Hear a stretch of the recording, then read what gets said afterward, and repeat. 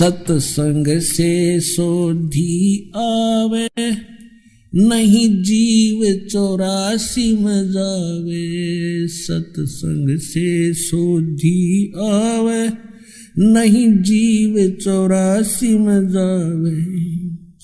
अब मेटो द्वेष और राग, हो राग या उम्र बतेरी जाली। अब मेटो द्वेष और राग, हो राग या उम्र बतेरी जाली। सतगुरु पुरुष कबीर हैं ये 3 लोक तत्सारे, कोटि 49 पृथ्वी ये 14 भवन उधारे। गरीबदास साहिब जी कह रहे हैं कि सतगुरु पुरुष कबीर हैं ये 3 लोक तत्सार, कि इनके पास इनकी शरण में आने से ही सभी का उद्धार हो जाएगा, सभी प्राणियों का। सतगुरु पुरुष कबीर हैं ये 4 युग परवाने, ये झूठे गुरुआ मर गए और हो गए भूत मसान। जैसे आप जी को राधा स्वामी पंथ के प्रवर्तक श्री शिवदयाल जी का इतिहास दिखाया, बहुत बार दिखाया है। अब देखो ये पुण्यात्मा थी, भगवान के लिए तड़फ रहे थे, गुरु ठीक मिले नहीं, संत कोई मिला नहीं, पिछली बैटरी चार्ज थी, उसके आधार से थोड़ा बहुत किसी को आशीर्वाद दे दिया, उससे भी राहत होगी, और अपना जीवन नाश किया और करोड़ों को और मिट्टी में मिलाकर मर गया, फिर भूत बना।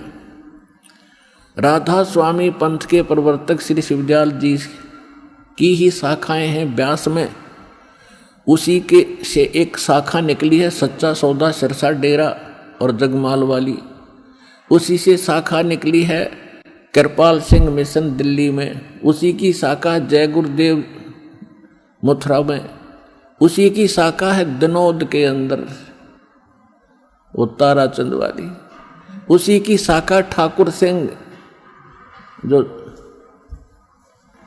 कृपाल सिंह का चेला बागी हो गया था। तो कहने का भाव ये है कि आप भूत बना शिवदयाल जी, और ये कितने जीवों को मिसगाइड करके काल के मुंह में डाल गया।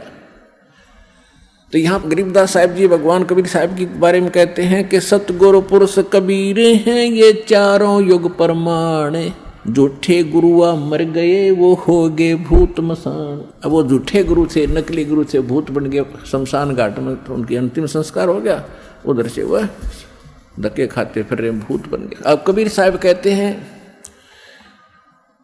हम 4 युग में परमात्मा आते हैं। सतयुग में सत सुकृत कह टेरा, त्रेता नाम मुनिंदर मेरा, द्वापर में करुणा में कहाया, कलयुग नाम कबीर धराया। अब यहाँ गरीबदास जी भी कह रहे हैं सतगुरु पुरुष कबीर हैं ये 4 युग परमाणे, ये झूठे गुरुआ मर गए और हो गए भूत मसाणे। झूठे गुरु के आश्रय कदे न उधर जीवे, सच्चा पुरुष कबीर हैं ये आद परम गुरु पीवे। सतगुरु पुरुष कबीर की कोई न चल है गैले, बिना पंथ पग धरत हैं गगन मंडल में सैले। बिना नीम के नगर में ये बसते पुरुष कबीरे, शिव ब्रह्मा दिख थकत हैं कौन धरे जा धीरे। लख लख योजन उड़त हैं ये सुर नर मुनिजन संते, ऊंचा धाम कबीर का कोई न पावे अंत। अब क्या बताते हैं कि साधु संत ऋषि महर्षि देवता समाधिस्थ होकर के लाखों लाखों ऊपर कोष तक योजन तक समाधि में चले जाते हैं, लेकिन वापस थक कर बैठ जाते हैं। जो साधना ये करते हैं ये वहाँ नहीं जाया जा सकता।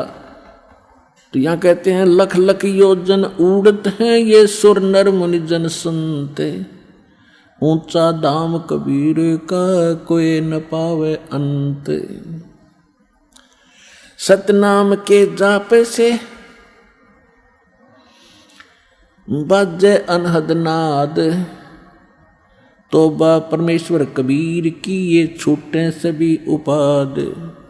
अब क्या बताते हैं गरीबदास साहिब जी कि जो सतनाम है परमात्मा का, उससे वो अनहद नाद जो वास्तविक है वो प्रकट होगा।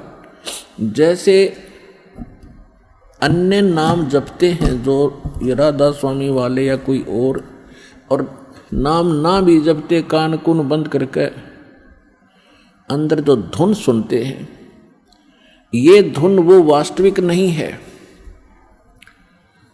जैसे एक ढोलक होती है, ढोलक, उसको बजाने के लिए एक विशेष प्रकार का एक डंडा सा होता, छोटा सा, उसका प्रयोग होता है और वो सही सुर में सुर मिलाता है, उसकी वास्तविक तान देता है, वास्तविक धुन उससे प्रकट होती है ढोलक की।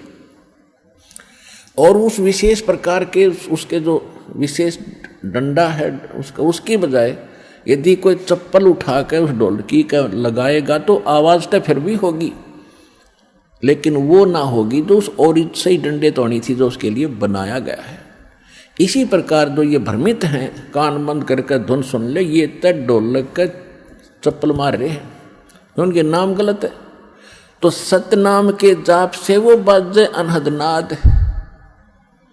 जब आपको सतनाम प्राप्त होगा उसके बाद आप भी कान बंद करके देखियो, आपको जो धुन सुनेंगी, जो आपने कभी पहले डले ढो रखे उनसे हटकर होंगी, वो आसानी से समझ जाएंगे जो पहले प्रयत्न कर रहे हैं। और फिर जब ये शुरू होंगी वो यहाँ से फिर निर्णय होगा। लेकिन इनको सुनो या ना सुनो, आप अपने बैंक में आपको मालूम है 20,000 रुपये उस दिन जमा कराए, 10,000 उस दिन कराए, 5,000 उस दिन कराए, या डेली आप दिहाड़ी कर रहे हो, आपकी हाजिरी लग रही है, आपकी कमाई होने, उनको रोज देख लो चाहे ना देख लो, वो तो डिपॉजिट हो ही रहा है, वो तो आपका है ही। और ये जो बगैर नाम दिए ही कोई नाम भी नहीं देते वैसे धुन सुनते हैं, तो ये उनके पहले पिछले जन्मों की कोई वो रखा है पुण्य, उससे भी वो होती तो वो इस काल वाली ही धुन है, वो भी सुनती है। जैसे किसी ने एक बैंक में डिपॉजिट करा रखा, आगे कराता नहीं, तो उसने कभी देख लिया अपने बैंक के अकाउंट में उतना ही पाओगा, बल्कि खर्च हो रहा होगा, उससे निकाल भी रहे हो आप। तो इस प्रकार ये पूंजी यानी भक्ति धन का जो अकाउंट है, ये ज्ञान है, ये ऐसे है।